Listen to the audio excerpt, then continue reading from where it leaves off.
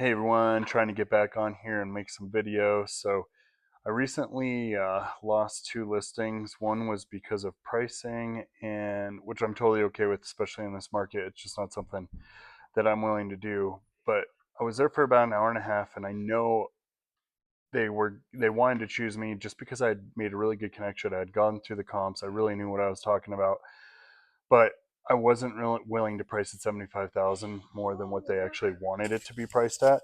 So I ended up losing that, which is fine. Lesson was learned that I want to keep doing what I'm doing and being honest with everybody when it comes to pricing. The thing that was hard is I recently lost a listing that I did not think I was going to lose. She said she was ready to sign. I had all the paperwork ready, but I just ran out of time in terms of I had another appointment coming up, and I had one of my real estate team members with me there. She had another appointment, so we ended up not signing, and I was so confident about it that I said, you know what, just interview the other person. I'm sure it'll be good. And so she said, no, I'm sure it will too. I don't know if I'll have the guts, but we'll see. So she ended up doing the listing appointment, and the husband actually thought he was a little bit more organized than us. Unfortunately, we had two different CMAs. One was specific to the area that the actual townhouse was in. The other was of townhouses around the Prescott area.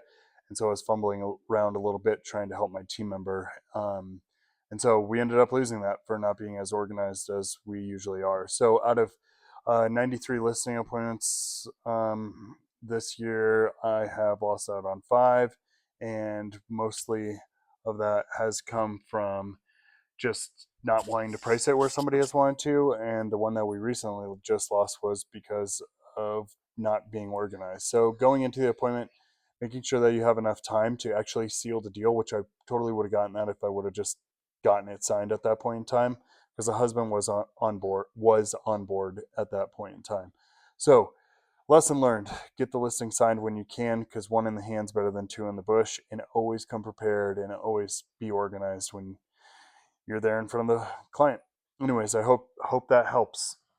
I hope that helps. Here we go. Please like and subscribe to my dad's Mitchner. Cherry on top. He was supposed to say real estate Real thing. estater. What? Real estater. Right? Anyways, they're gonna help us get on more of these No, but that makes videos. it funnier. Anyways, keep selling homes.